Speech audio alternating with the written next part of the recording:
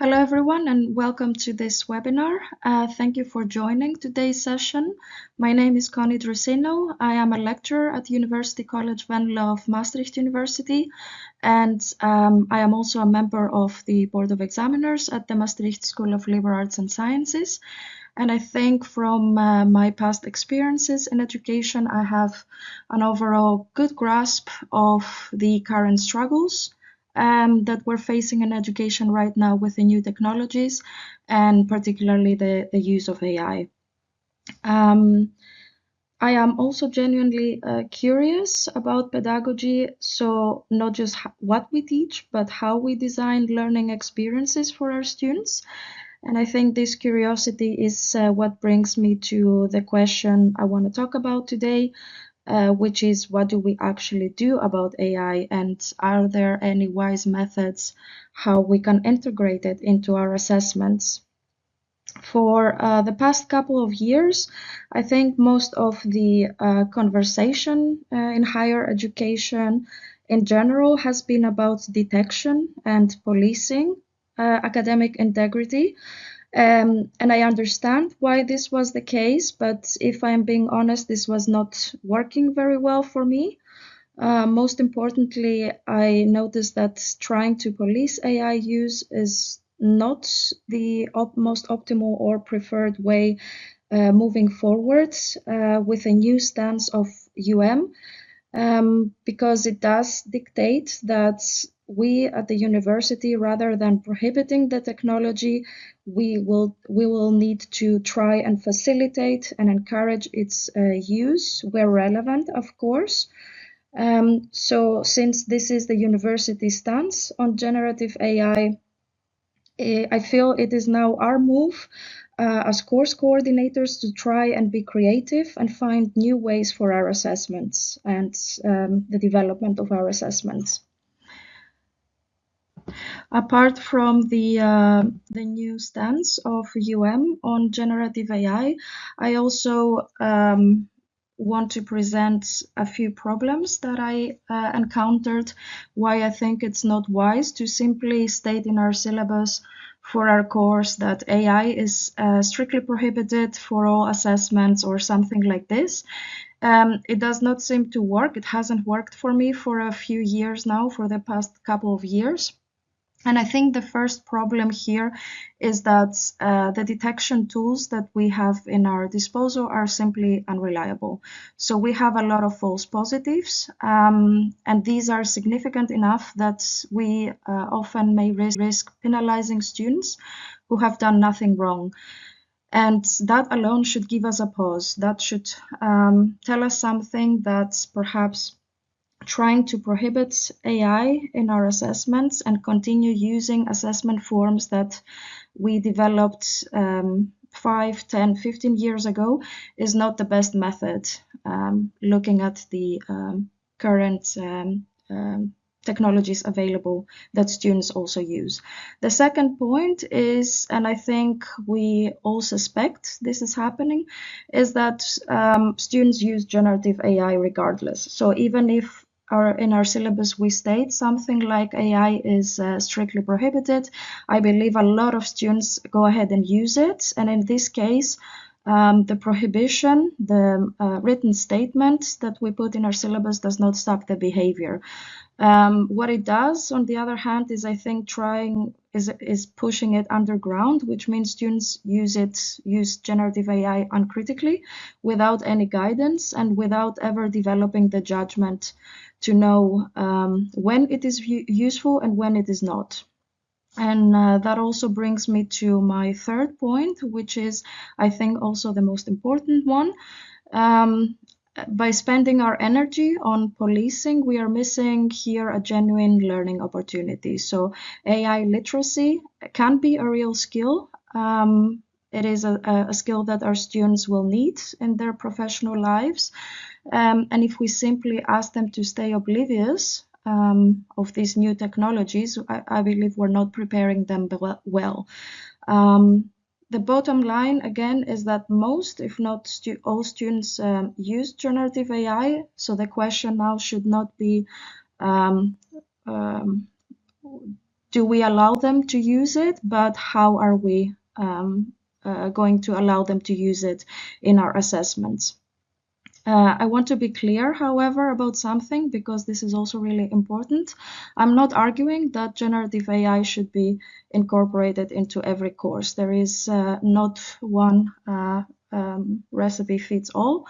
One way of doing things is going to be applicable to all the courses that coordinators develop, because that would also be equally irresponsible. The decision has to really be grounded in your ILOs, in your intended learning outcomes, and in the level of your course.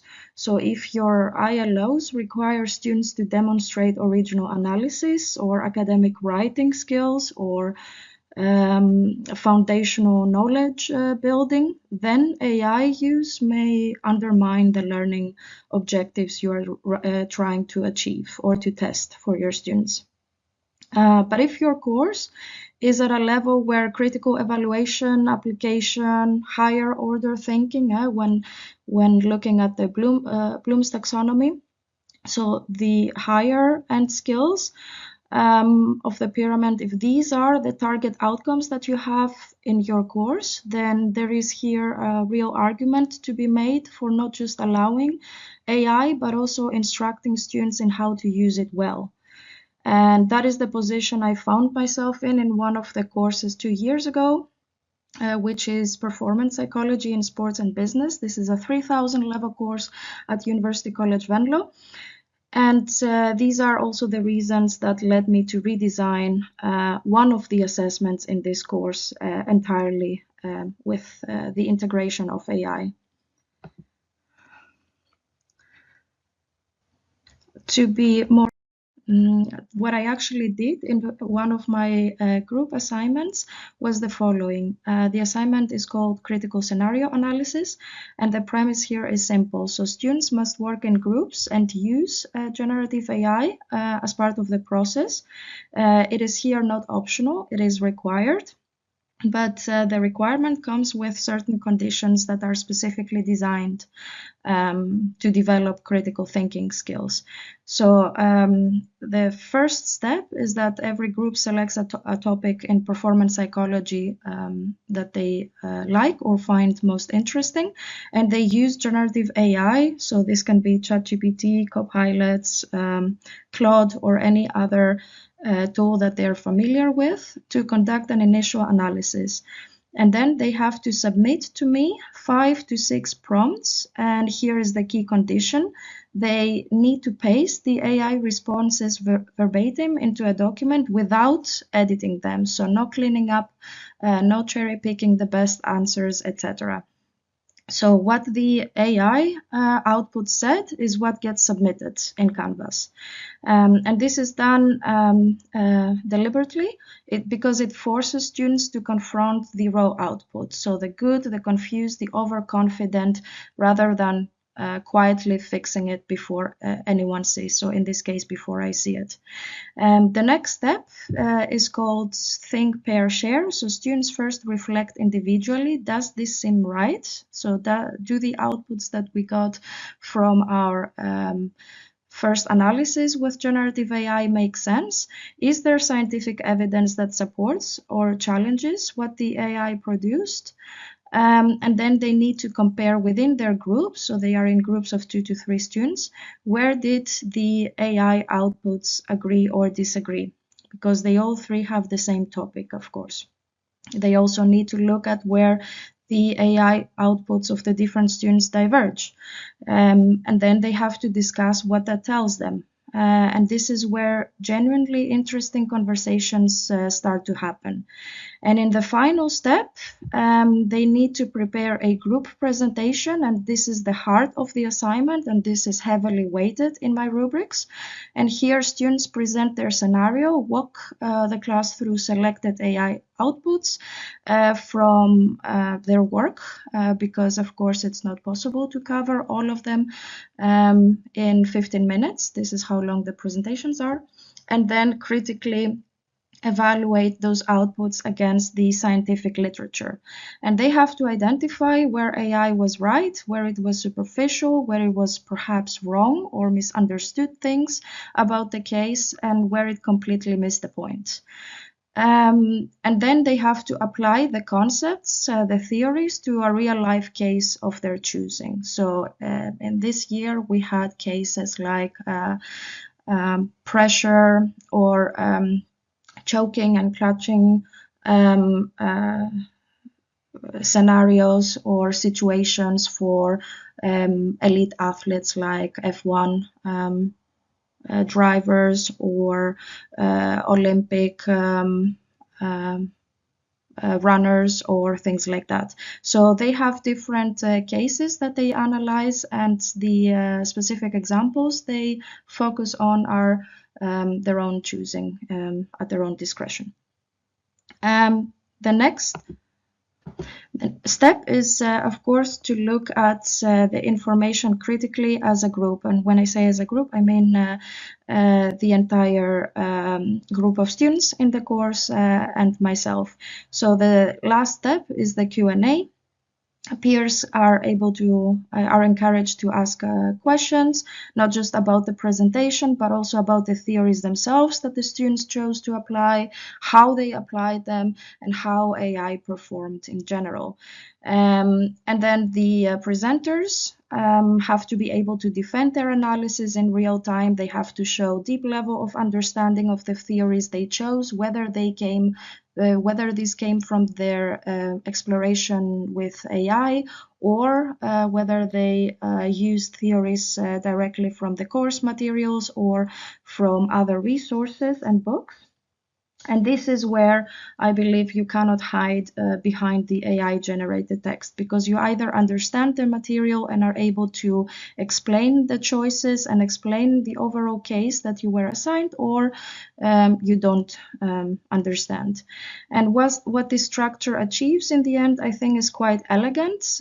So AI use is transparent, and it is part of the submission, so it's not hidden behind it. And the critical evaluation becomes the core skill rather than the afterthought. So students develop scientific literacy and AI literacy simultaneously, and the assessment itself is genuinely difficult to fake, because the depth of understanding, again, that is required for the live discussion cannot be outsourced.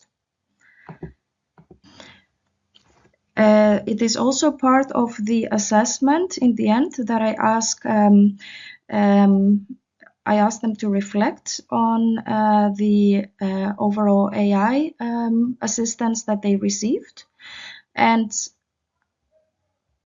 it does seem like it actually works.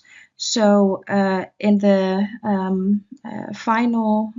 for the final part of the assignment, students need to reflect on how well the generative AI performed and how much it helped them. And I have brought a few examples with me here today. So one of my groups this year, for instance, used ChatGPT for the preliminary analysis, trying to figure out the theories to use, trying to figure out and understand relevant concepts of those theories to apply to the case.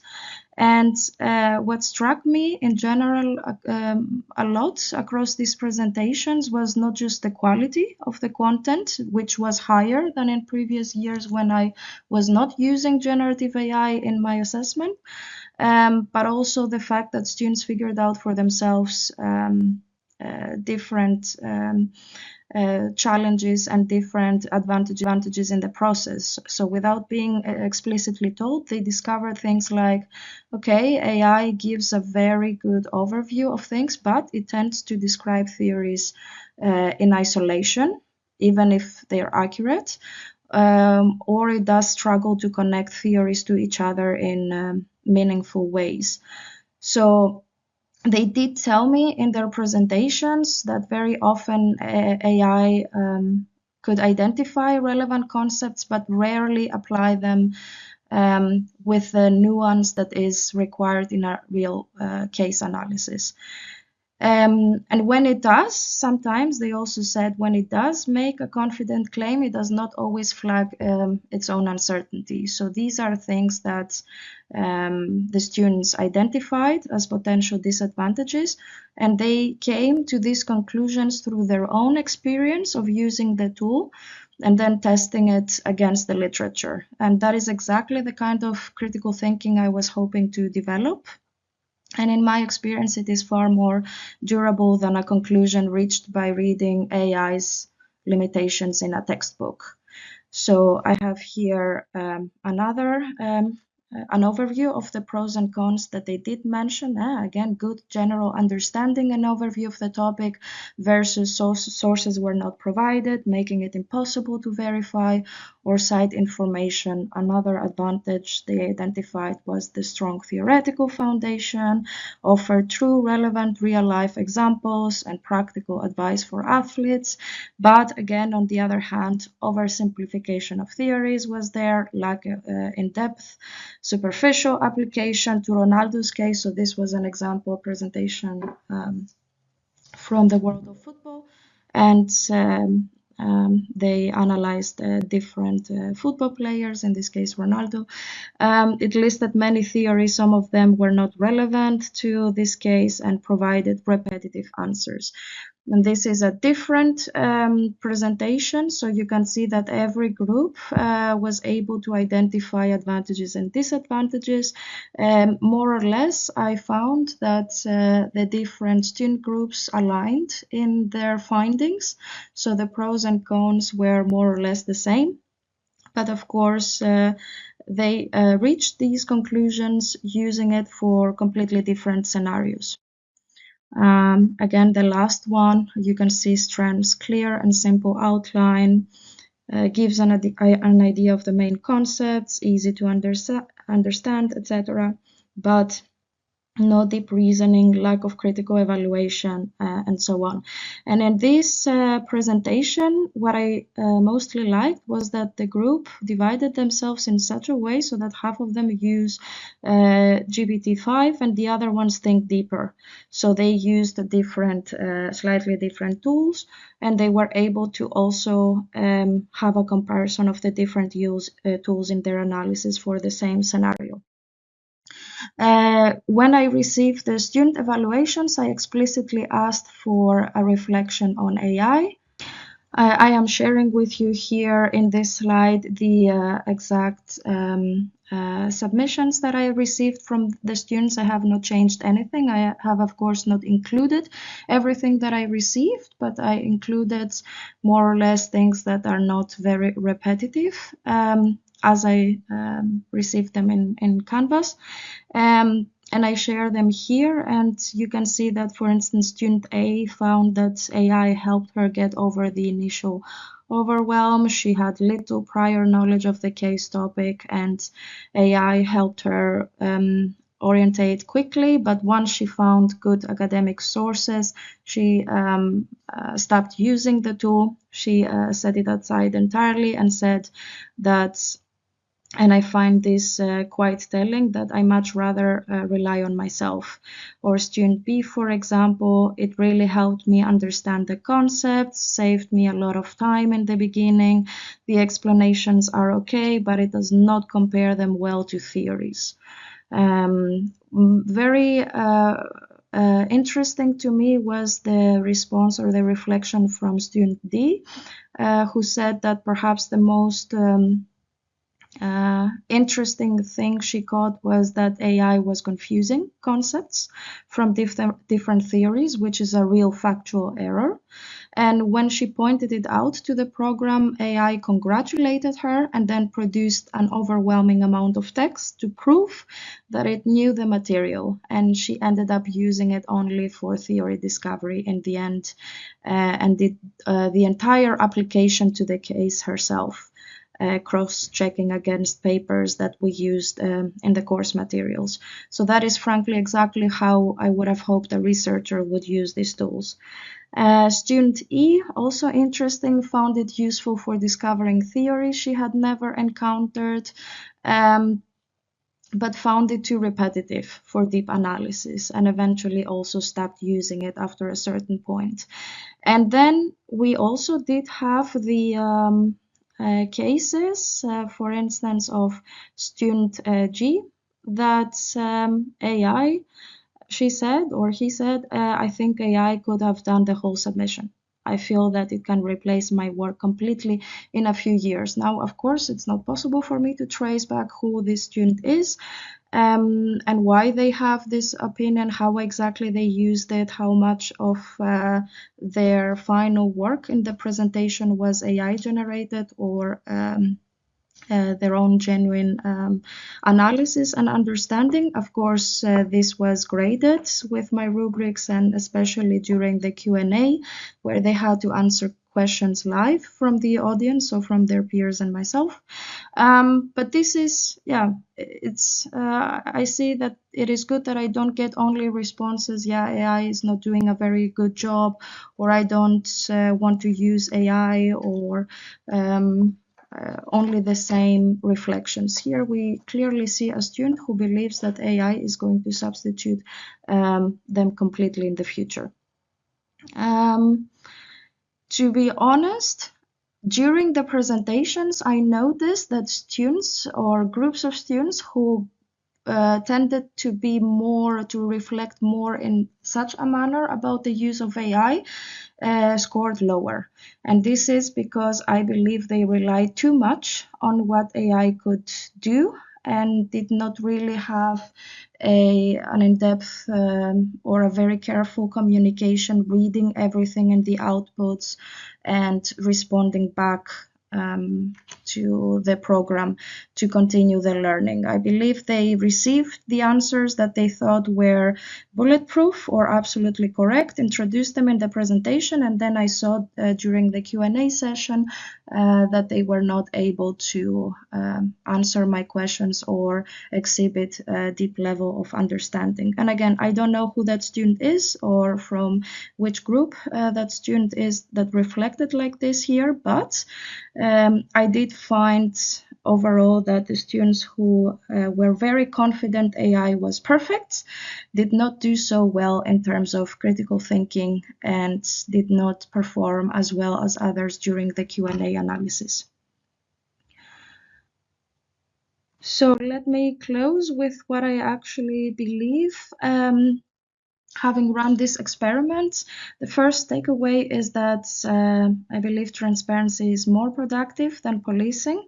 But again, as I said in the beginning, only when the course allows for it. So I want to be careful not to overstate this. This approach makes sense for my course or for this particular assignment in my course at this level with the ILOs that I have developed.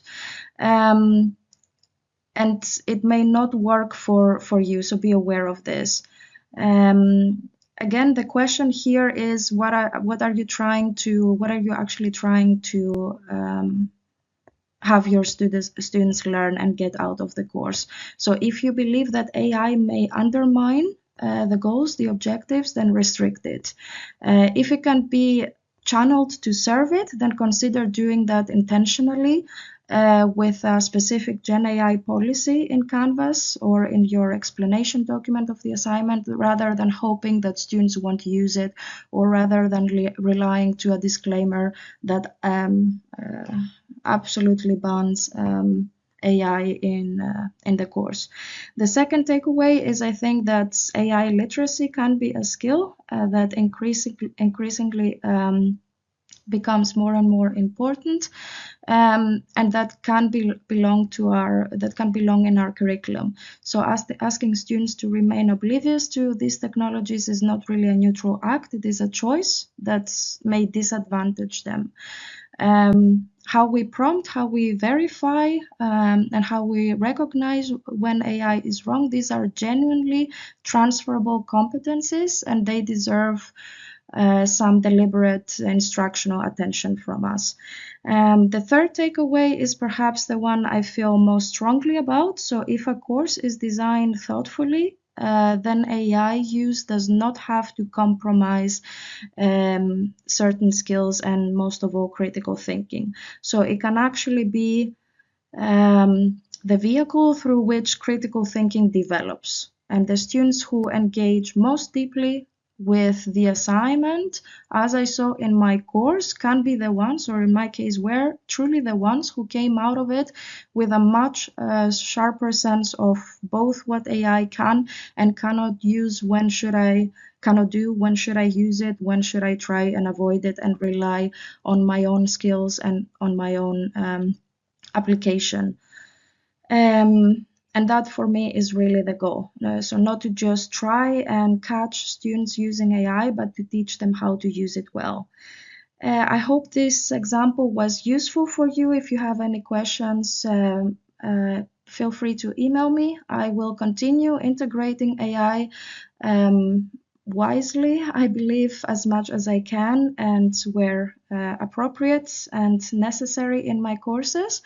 I will also review this course from what I learned again this year to adjust a few things and make the assignment, the critical scenario analysis, even better for next year.